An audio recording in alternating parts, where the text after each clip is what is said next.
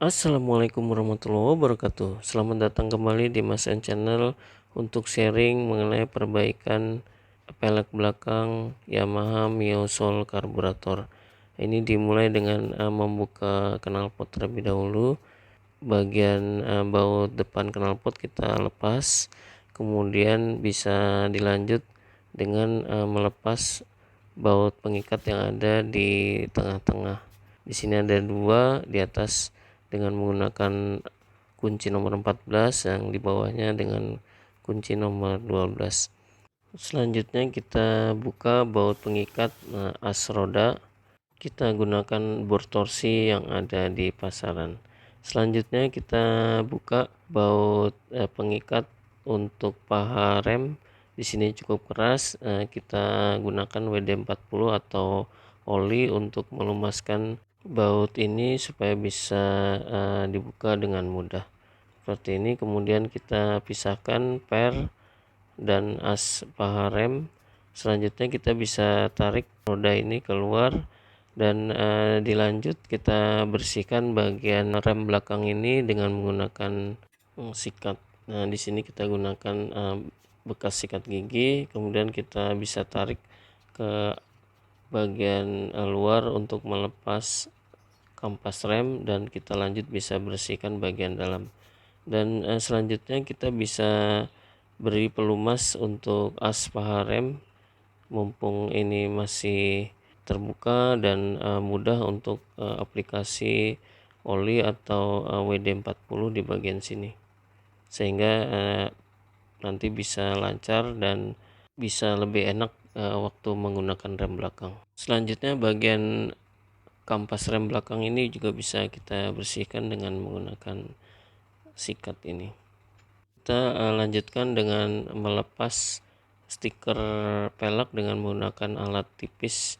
Ini adalah alat pembuka untuk jam tangan bagian belakang, ada di peralatan pembuka jam tangan. Ini tidak tajam sehingga tidak melukai permukaan cat di pelek ini, dan yang akan terambil hanya stikernya saja. Pelan-pelan kita gosok untuk melepas stiker sedikit demi sedikit seperti ini dengan perlahan. Kemudian sisa stikernya bisa kita lanjutkan dan kita buang. Sebenarnya ini adalah alternatif yang paling mudah. Kita menggunakan sistem pelepasan manual. Sebenarnya ada alternatif lain dengan menggunakan cairan pelepas stiker, dan itu kita harus beli terlebih dahulu karena di sini waktunya cukup mepet, sehingga kita lakukan secara manual saja. Nanti akan kita coba dengan menggunakan pelepas stiker atau cairan pelepas stiker. Ini kita skip karena pekerjaannya sama, sehingga ini kita perlihatkan bagian akhir dari pelepasan stiker pelek ini.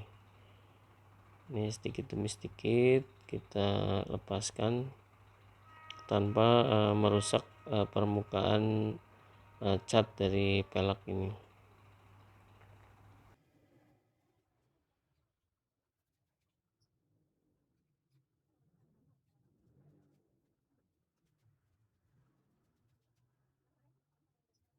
Setelah pelepasan stiker pelek ini selesai, kita akan bersihkan dengan menggunakan minyak kayu putih untuk sisa-sisa lem yang masih menempel di pelek.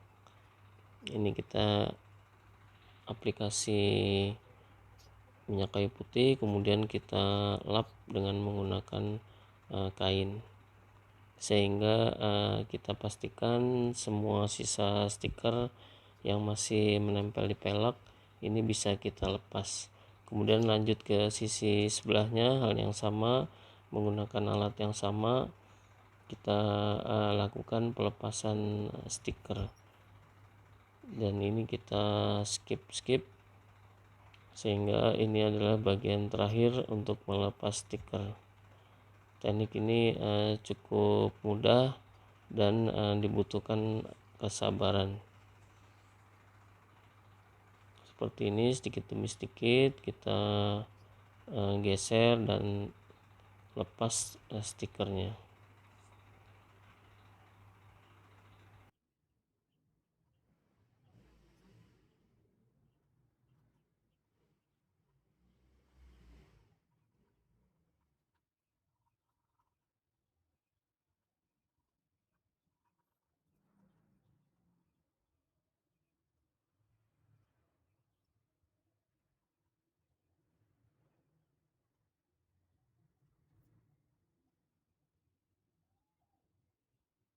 Setelah stiker bisa kita lepas semua, ini kita lakukan pembersihan sama dengan sisi yang tadi dengan menggunakan minyak kayu putih untuk menghilangkan sisa-sisa lem yang masih menempel di pelek ini.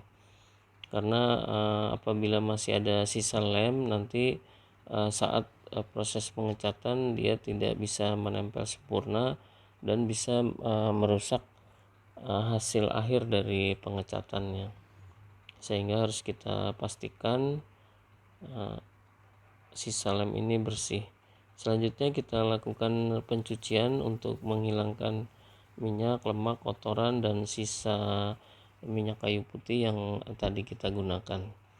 Ini sebelum kita cuci dengan sabun, kita lakukan pengamplasan terlebih dahulu dengan menggunakan amplas halus supaya permukaan yang akan kita cat ini sedikit lebih kasar, sehingga cat yang kita aplikasi atau cat barunya bisa menempel dengan baik. Ini semua bagian kita lakukan pengamplasan sedikit demi sedikit sampai dengan semua permukaan cat bisa kita aplikasi amplas ini, atau bisa dilakukan pengamplasan sehingga nanti hasilnya akan bagus, catnya menempel dan bisa akan terlihat bedanya dibanding dengan kondisi sebelumnya.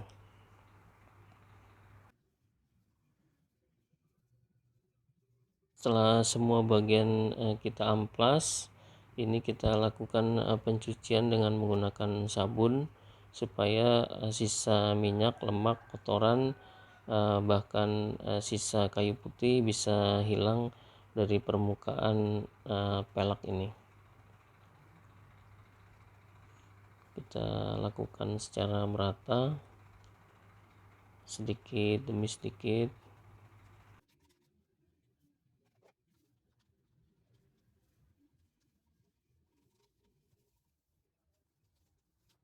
Kita lanjutkan ke sisi sebelahnya, sama juga sedikit demi sedikit kita lakukan pencucian dengan menggunakan sabun.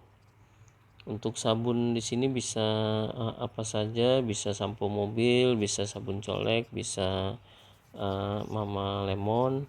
Setelah itu kita bilas bersih semua bagian dan dipastikan tidak ada sisa sabun di permukaan pelek.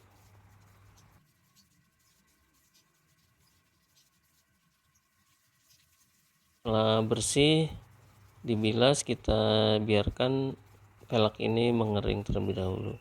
Selanjutnya kita bisa lakukan penutupan untuk ban, karena ban ini tidak ingin kita lakukan pengecatan dan catnya juga tidak perlu menempel di ban, sehingga bagian ban ini kita tutup. Untuk memberi batas penutupan antara pelek dengan ban ini, kita bisa tambahkan tape, atau di sini menggunakan tesa, yaitu tape yang terbuat dari bahan kertas.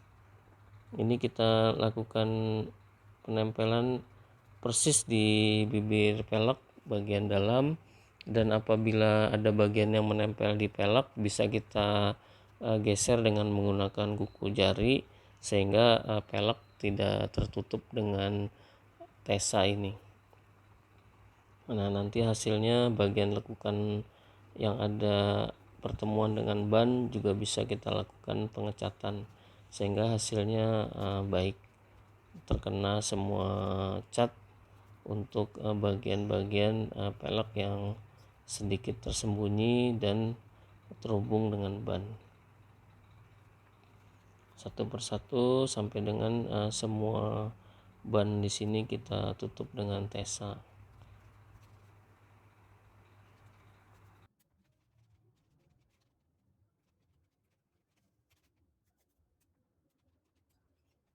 Selanjutnya kita pastikan pertemuan antara kertas penutup yang satu dengan yang lain ini juga kita tutup. Nah, ini seperti ini, ada bagian kecil yang masih terbuka dan potensi catnya bisa menempel di ban. Kita tutup, kemudian setelah selesai kita tutup juga bagian pentil.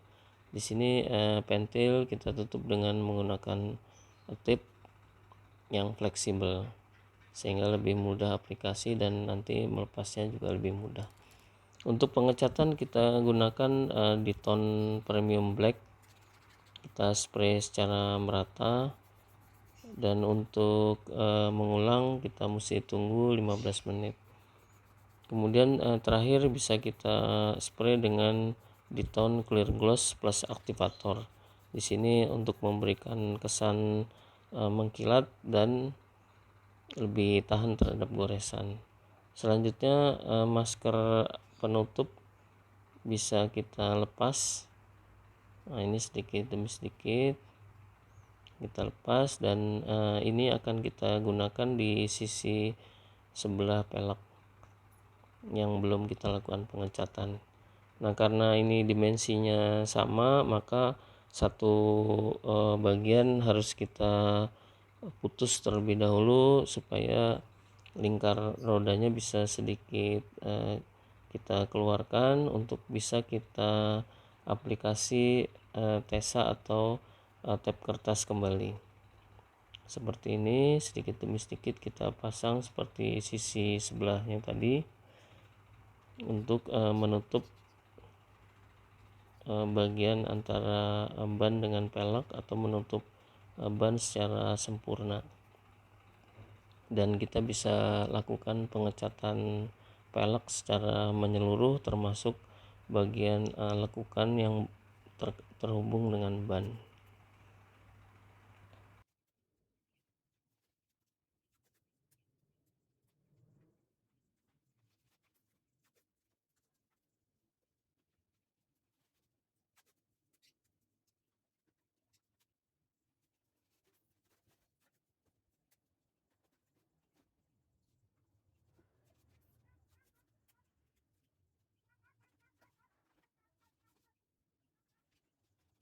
Setelah semua bagian tertutup, kita bisa siapkan untuk dilakukan pengecatan.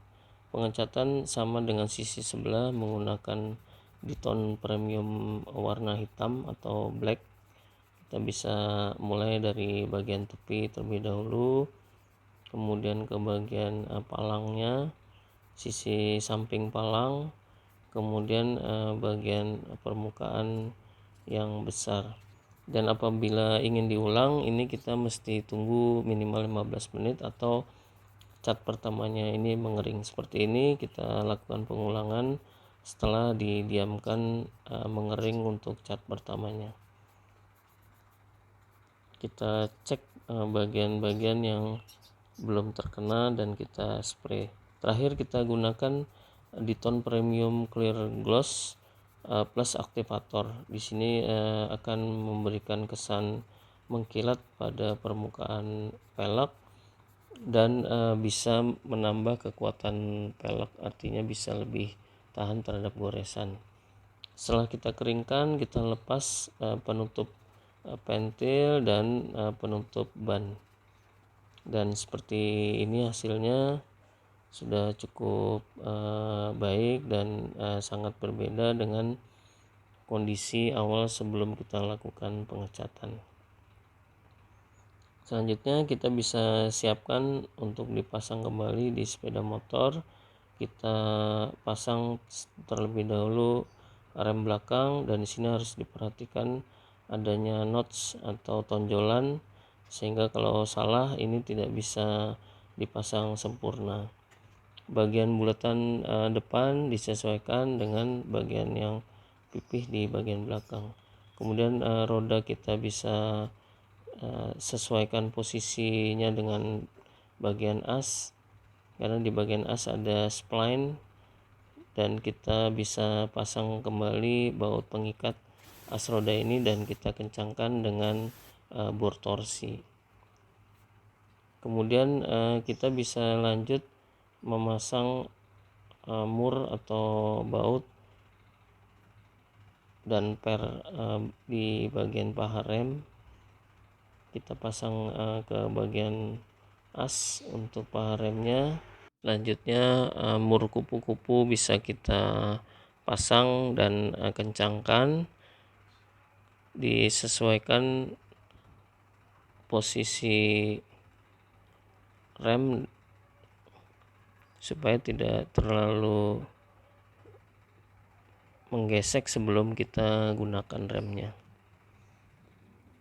Jangan terlalu kencang dan jangan terlalu kendor, sehingga bisa nyaman untuk penggunaan remnya. Setelah kita kencangkan ini, kita coba rem belakangnya apakah sudah pas atau masih perlu kita setting untuk dikencangkan atau dikendorkan. Nah, seperti ini, sepertinya sudah pas. Coba kita putar, tidak mengganggu. Selanjutnya kita bisa lakukan pemasangan knalpot. Untuk knalpot kita bisa cantumkan dulu baut yang ada di tengah supaya memudahkan kita memasang knalpot ini. Setelah diputar dengan tangan sesuai, kemudian kita bisa pasang baut bagian depan terlebih dahulu.